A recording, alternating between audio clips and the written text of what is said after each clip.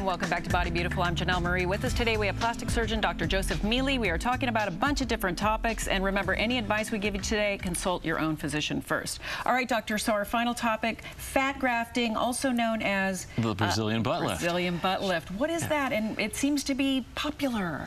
Well, we haven't really had a great way to enhance or reshape the buttocks. Right. So it's a way to take fat that's disproportionate somewhere else and put it into the butt. And the nice thing about it is it can be put in not just as a big round blob, but to actually shape and contour. It's kind of the reverse of sculpting. Oh, that's very nice. So, but you have to have a little fat. So if you're totally skinny, it's just not an option. Yeah. Oh, that's interesting. Because, of course, we're seeing a lot of Kardashian, Jennifer Lopez, so everybody's kind of wanting the butt. And so butt implants, I also heard were happening. Butt implants, unfortunately, they're not FDA approved. Okay.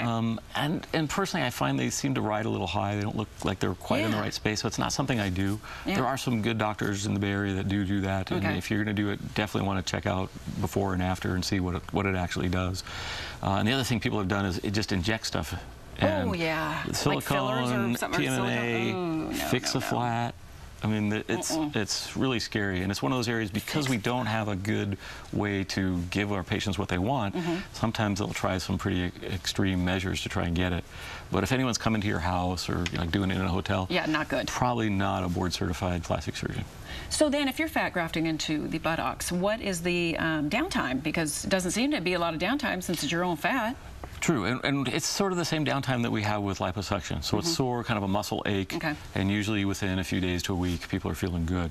We don't actually sit on the area where we fill. That's what I was going to say. So sitting upright is great. Sitting reclined is not so good for the graft. We're trying to avoid that. And certainly walking, getting out, and moving is totally all right.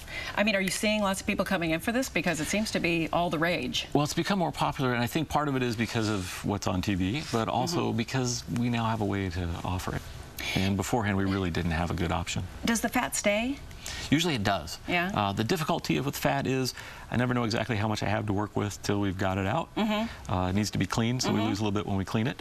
And then when we put it in, it doesn't always all take. Sometimes 100% takes, sometimes 50% takes. And it's a bigger problem when it's 50% on one side and 100 on the other. So there is a possibility of having to go back and touch up fat graft. Fantastic. Glad we got to talk about all these great topics, but that is our time for today. If you want more information about Dr. Mele, call him at 925-943-6353 or check him out on the web, drmele.com, where you can see all the before and after pictures, or go to sanfranciscobreast.com. Thank you for joining us today. We'll see you next time on Body Beautiful. Doctor, thank you. Always a fun time. We learned a lot today. Thank you. See you next time.